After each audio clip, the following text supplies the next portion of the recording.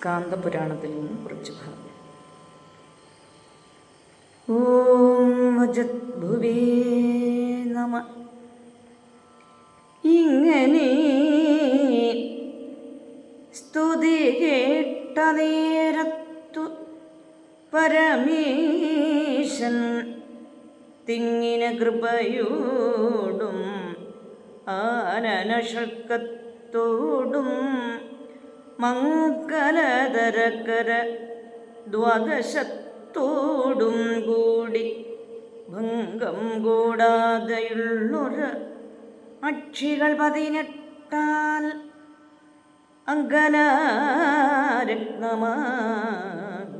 പാർവതീ മുഖം നോക്കി മംഗലശീലന്മാർക്കു സങ്കടം കളവാനായി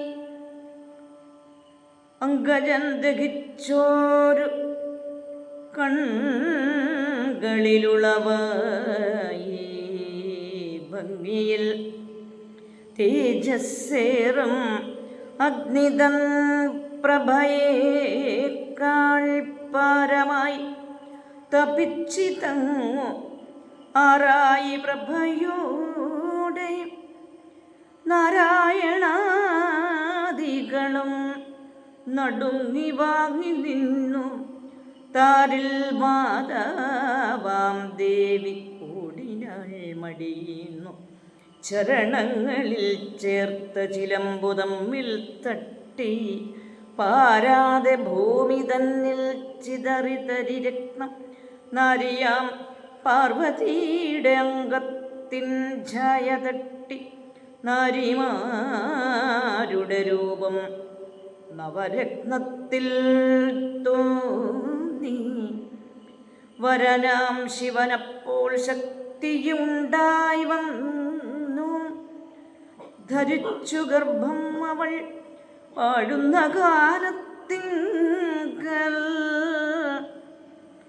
ഘോരവീരന്മാരായി ജനിപ്പാൻ തുടങ്ങുമ്പോൾ നാരിമാരംഗങ്ങളിൽ വിയർത്ത ബിന്ദുലക്ഷം വീരനാം നരവീരർ പുറത്തു ജനിച്ചപ്പോൾ ബിന്ദുക്കൾ ജലം വീരന്മാരായി ഭവിച്ചിതു. വാണിതു വിഷ്ണു പ്രമുഖന്മാരും സമൂഹവും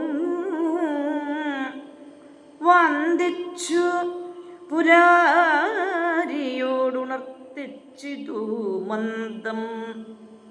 ഇന്ദുശേഖര ഭവാൻ അരുളി ചെയ്യുക വേണം ഇന്ന് ഘോരേതസ്സിനെ എങ്ങനെ വേണ്ടു എന്നു നന്നായി അരുൾ ചെയ്ത ഭഗവാൻ പത്മപ്രിയ.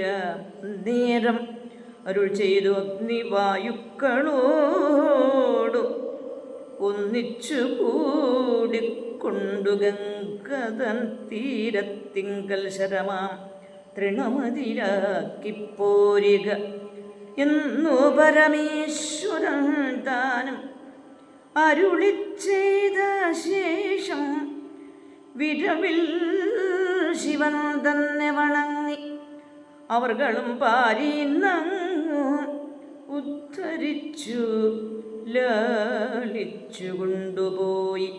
ആദരാൽ ഗംഗാതീരെ ശരാരണ്യത്തിൽ വച്ചു മോദേന പോന്നു വന്നു വരനേ വണങ്ങിട.